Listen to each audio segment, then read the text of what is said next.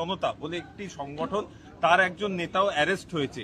বামেদের মিছিলে এই তৌহিদি জনতা মানে বিচ্ছিন্নতাবাদী শক্তিরা আসছে, কি এটা বামেদের মিছিল ছিল না, ওখানে ওই যে আপনাদের যারা সেলফ ডিক্লিয়ার ককরোচ পার্টি তাদেরই মিছিল ছিল, পরে বামেরা যুক্ত হয়।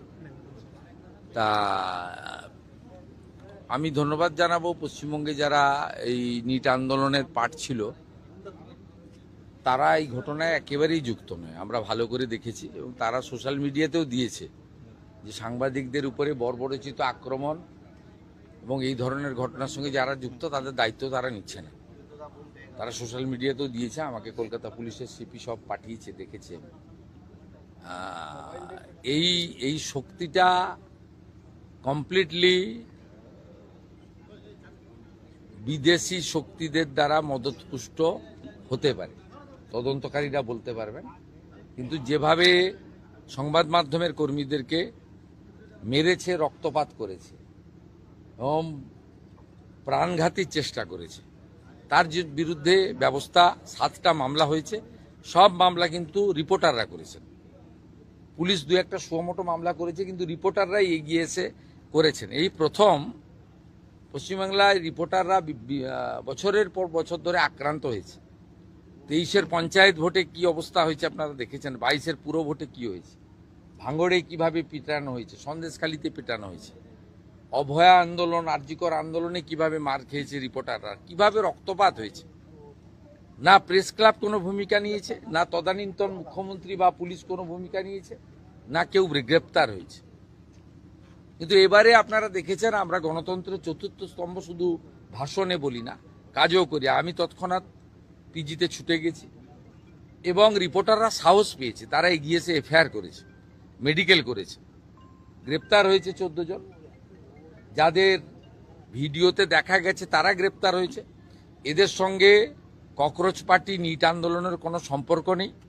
এরা কেউ ছাত্র নয়, এরা কমপ্লিটলি জামাতি, মৌলবাদী এবং ভারতবর্ষকে দুর্বল করতে চায়, অশান্তি করতে চায়।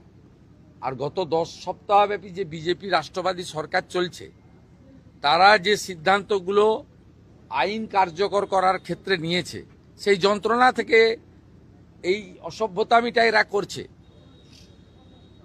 এই খারিজি মাদ্রাসা তার রেজিস্ট্রেশন নিয়ে তদন্ত হচ্ছে, এদের রাগ আছে। অবৈধ ওবিসি সার্টিফিকেট পেয়েছিল, হাইকোর্ট বাতিল করেছিল, আমরা কার্যকর করেছি, রাগ আছে। 1950 সালে পশু হত্যা আইন কার্যকর হয়েছে, রাগ আছে। আপনার আমাদের সাউন্ড পলিউশন নিয়ে আমরা কিছু বিধি নিয়েছি, এদের রাগ আছে। এই লোকেরা এইসব করতে এখানে এসেছে। প্রধানমন্ত্রীর ছবিতে লাথি মারা, মুখ্যমন্ত্রীর ছবিতে লাথি মারা, প্রধানমন্ত্রীকে ব্যক্তিগতভাবে যে ছবি মানে চোখে দেখা যায় না, এটা আন্দোলন নাকি? আর দিল্লিতে তো ওরা অ্যালাউ করেনি, বা অন্য জায়গায়। আজাদি আজাদি কি? এবং কেউ কেউ তো ন্যাশনাল ফ্ল্যাগটাই ধরতে জানে না, উল্টো দিকে ধরে রেখেছিল। এরা কেউ আন্দোলনের লোক নয়, ছাত্র নয়, এরা গুন্ডা। গুন্ডা দমন আইনে ব্যবস্থা হবে। গতকাল বিধানসভায় যা বলেছি ওটাই ফাইনাল।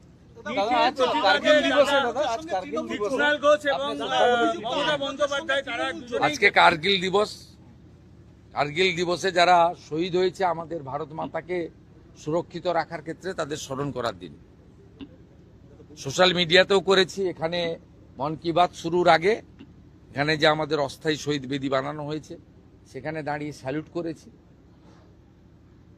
তাদের সমস্ত বিদেয়ী আত্মার অমরত্ব প্রার্থনা করি এবং অটল বিহারী বাজপেয়ীজির নেতৃত্বে ভারতবর্ষকে সুরক্ষিত রাখা এবং বিদেশি শক্তিকে পরাস্ত করার যে ঐতিহাসিক বিজয় ঘটেছিল, সেই দিন আজকের দিন।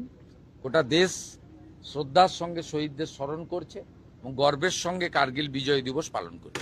2026 এক্সামিনেশন বিল পাস হতে চলেছে লোকসভায়, তাতে প্রশ্ন ফাঁস সংক্রান্ত যে এই এত ঘটনা ঘটছে, শাস্তি জরিমানা উভয়ই হবে, কড়া বিল আনছে কেন্দ্রীয় সরকার। সোমবার পেশ হবে এই বিল লোকসভায়।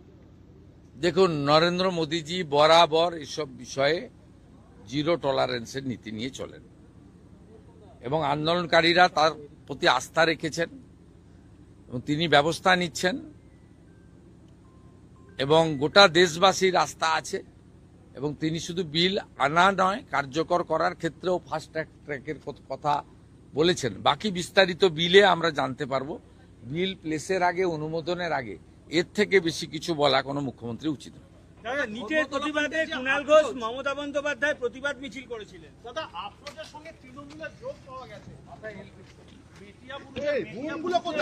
তৃণমূলের তার সঙ্গে যে দলের ক্যাম্পেইন সেক্ষেত্রেও যোগ পাওয়া গেছে। তৃণমূলের সাথে যোগ পাওয়া গেছে। আফরোজ, তৃণমূল কংগ্রেস তো জামাতিদের পার্টি, সবাই জানে। তাই জামাতিদের সঙ্গে যোগ থাকবে, এটা স্বাভাবিক। এদের বন্দে মাতরম গাইতেও অসুবিধা, যদিও আমরা বাধ্য করাচ্ছি। জাতীয় সঙ্গীত গাইতেও অসুবিধা, 26শে জানুয়ারি হোক 15ই আগস্ট পালন করতে এদের অসুবিধা হয়। আইনের শাসনের মধ্য দিয়ে গুন্ডাদের দমন আমরা করব, আর বাক স্বাধীনতা, গণতান্ত্রিক স্বাধীনতা প্রত্যেকের থাকবে। যে কেউ তার স্বাধীন মত প্রকাশ করতে পারে। সরকারি সব স্তরে কথাবার্তা বলা, আলোচনা করার সুযোগ আছে।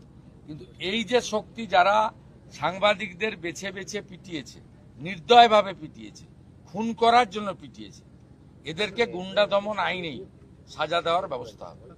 থ্যাংক ইউ দাদা। আপনারা দেখছেন এস নিউজ বাংলা, মানুষের সাথে, মানুষের পাশে।